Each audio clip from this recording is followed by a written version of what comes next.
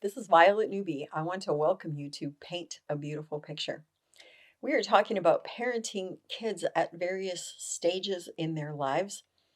This is the most challenging one of all, young adults. There is no question that being the parent of a young adult is the biggest challenge of all. That might be shocking to you, but since my kids are 46 and 47 years old and my grandsons are now young adults, let me tell you, this is definitely real. Okay, the normal developmental process of a young adult is they know they're a young adult. Most of them think, really believe, are fully convinced they can handle life, and they go out to do it. And they have complete and total independence. They're very aware of it, somewhere between like 17 and 21, 22 years old, whether they are out of high school or not, because some kids hit this in their senior year. And most assuredly, when they're in college and they go out and get their first apartment, their first job, their first car, their first whatever. Oh, mom and daddy, hang on to your socks because they get to choose everything. They get to choose whether or not they're going to obey the law. They get to choose whether or not they're going to speed in their car. They get to choose who their friends are. They get to choose whether or not they spend every night at the bar until it closes, and then they're trying to drag their behind out of bed at 6:30 or 7 o'clock in the morning to go to class or to go to work. They get to decide that. You don't get to decide that anymore. Basically, you are in a place of being powerless because they are, in fact, an adult. That is the key word there. And yet, it is normal for them to start to explore things about themselves and their behavior and the consequences of it. You've talked to them their whole life, but that's a whole lot different than them experiencing it. So, this young adult period is extremely experiential. This might mean that they're going to experiment with who they are. You'll see some kids and they've been in church their whole lives. Sometimes they're preachers' kids and sometimes they're not. They're just a kid who's always gone to church because they liked it and their parents took them. And suddenly they're like, yeah, I'm over this whole church thing, God thing. And you're going, what in the world is that? And they're experimenting with who they are and how they see things. And they're in college and they're exposed to a ton of new ideas, and some of them are pretty radical, and they're going to try some of them on. You've got to be ready for this. And so you have to respect what they are learning. And even the parts that are very uncomfortable and really difficult, this is an adult that you are dealing with. Okay? You have got to trust the process. This is what I always said to my kids. I know you're going to make mistakes. I fully expect you to do some dumb things. I'm not going to freak out on you. I'm not going to be shocked. It's like, yeah, human beings do dumb things, and young people are notorious for doing them. And so don't do anything permanent or fatal. Okay? So here's what I mean by that. If you go out and you're drinking with your friends, okay, I'm not going to freak out on you about that, but don't get in a car. Do not drive a vehicle. Leave your car wherever it is. Don't get in a car. Thank God, both of my kids listened to me about that. Okay. My one son got really wasted one time. He didn't get in the car. His friend said, "Oh, I'll take you, man." He's like, "Why? You're more wasted than me. I'm walking." And he did. In today's day and age, they can call Lyft, they can call Uber, or really tell them, "I don't care how messed up you are. You can call me." Yes, I told that to my son. No, he didn't feel like doing it. We had a great relationship. So it's all right, but don't do anything fatal. Okay? All right. So if they're going to do drugs, and many of them are, they're going to at least do it once or twice. Do not even delude yourself. Oh, my kid will never. Please, please don't kid yourself. Tell them, be very careful. Because frankly, even in marijuana, someone can lace that baby in the paper. Be really careful. Don't just swallow stuff you don't even know what you're putting inside of your face. It can kill you. Okay?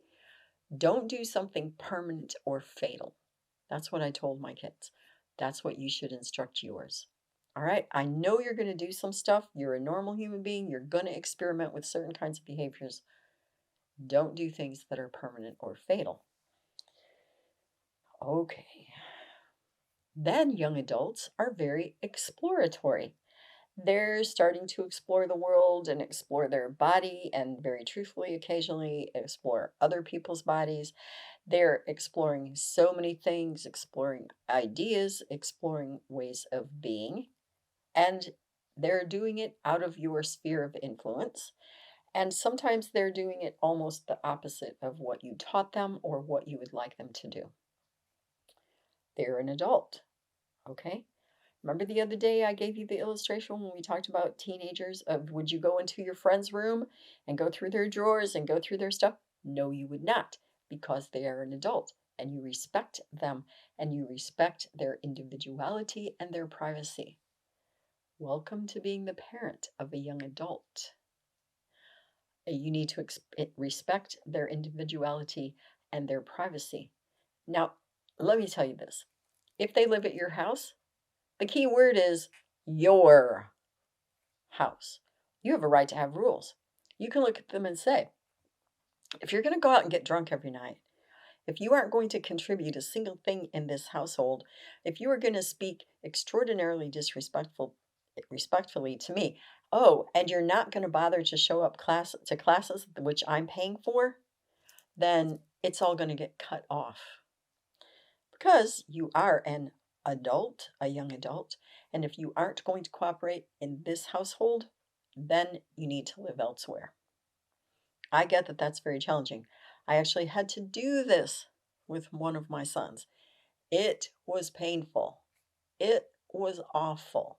It really was. And yet it was one of the greatest things in his life. And he'll say that it really changed his viewpoint of things, that suddenly he actually was responsible for himself and his decisions, and they weren't very good ones, and it wasn't going to be on mama's dime anymore, and he had to deal. It is a time of increasing responsibility, and if they don't feel the weight of that responsibility, you need to help them feel it. Here's what I mean by that.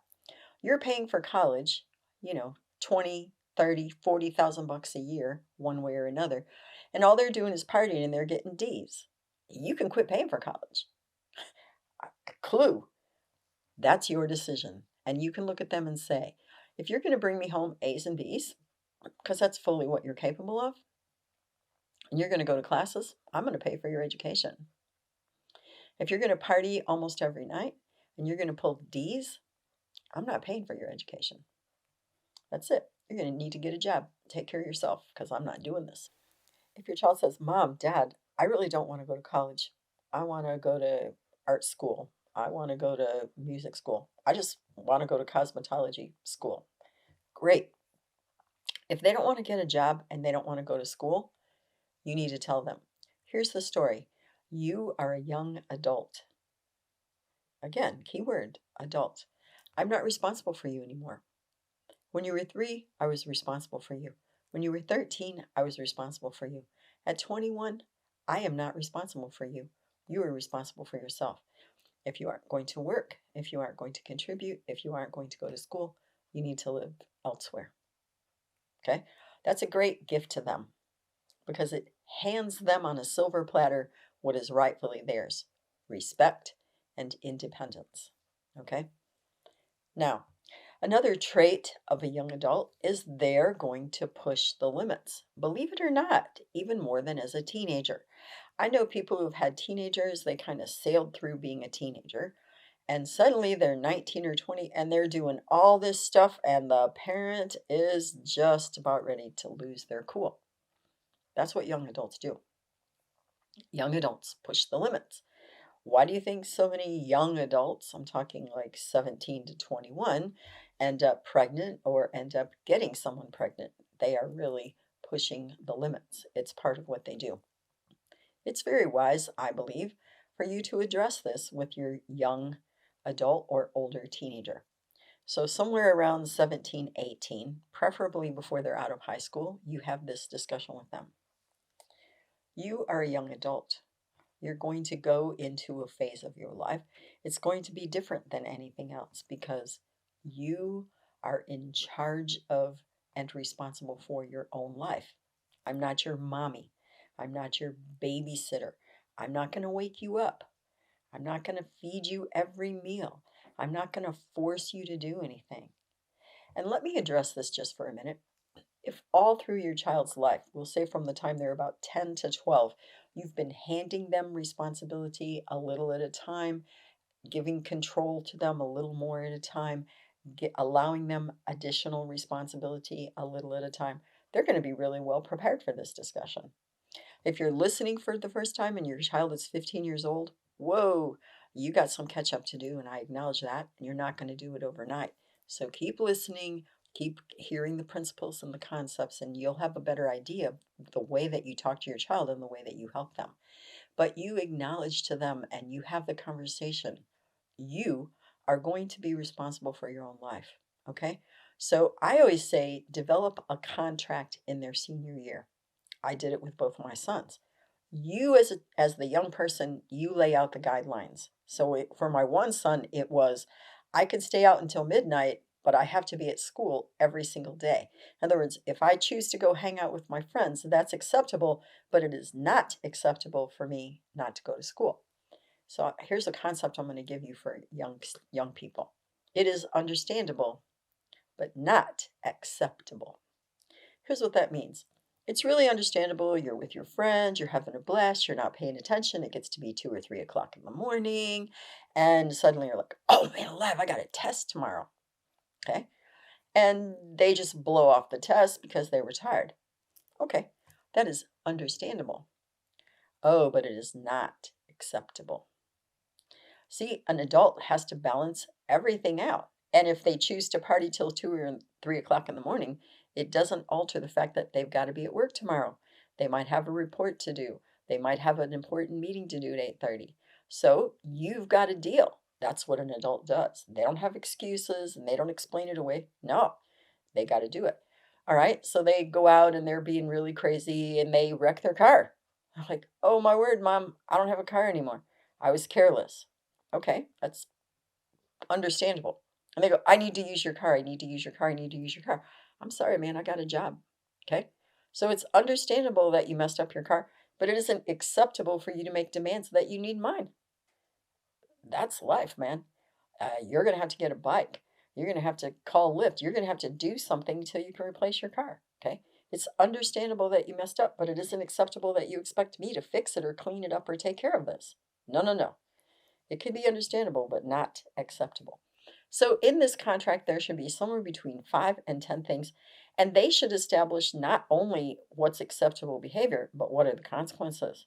So, if I'm not going to school on a regular basis, then I'm going to turn over my keys to you for 3 months. That was one of my son's own stipulations. Yeah, he was riding his bike to work. I'm talking in winter in Wisconsin, okay? Those are his own guidelines that he would hand over his keys if he wasn't acting in a responsible way in certain areas. All right? So you have to establish certain things with your child while they are still at your house and under your protection as an older teen so that they are better prepared for being a young adult and all of the responsibility that that involves. So they're away at college. You know they're partying. You know they're sexually active. You know they're going hog wild and it's making you crazy. I mean, you can hardly stand it. You're worried sick. You're just not doing okay with this. It wasn't the way you raised them. Those are not the morals you gave them. This is not what you expected. This would be normal behavior for a young adult. All right. And you have to look at them and say, no matter what you do, I love you. I don't have to accept your lifestyle or your terrible behavior, and I will not accept disrespect. I do love you. I'm going to continue to love you. I'm going to love you no matter what. It doesn't mean I'm going to support every decision you make. It doesn't mean that I'm going to cover for you when you make bad decisions. It doesn't mean I'm going to take responsibility for you because in fact, you are responsible for yourself. Young adults usually get through those 7, 8 years from about 17 to 25 reasonably unscathed. But you might not, because your heart might hurt. You might be frustrated and you might experience some anger and disillusionment because you weren't ready for what it really meant to be the parent of a young adult. It is most assuredly one of the most challenging parts. So here's what I want to encourage you about today. If you have a small child, this is where you put into practice the concept, what kind of man, what kind of woman do I want this child to be? And you start along that path to get there. I wanted my children to be people who would still talk to me, and they did. I wanted my children to be people who were responsible, and overall they were. And I wanted them to be people who would deal with their own mess. And oh, sometimes they had to. And I still loved them. I was always there for them, but I didn't always accept or support some of the things that they did. And now, in their middle age, we're really and truly great friends. Young adults, they are going to push you and pull you and take you in directions that you really never imagined. I mean it, they will challenge you. And you need to be ready to love and support and care for that young adult as your child while allowing them the independence and the responsibility that they so desperately crave. You may find additional information on our paintabeautifulpicture.com website. Additionally, you may watch me on Rumble, and you may also listen to a podcast on Buzzsprout or Spreaker, all under the name Paint a Beautiful Picture. If you like this video, please give me a thumbs up. You may subscribe, and if you are interested in receiving notifications, please hit the notifications button. Thank you so much for joining me this week on Paint a Beautiful Picture and looking at the development of our children in the various stages of their lives.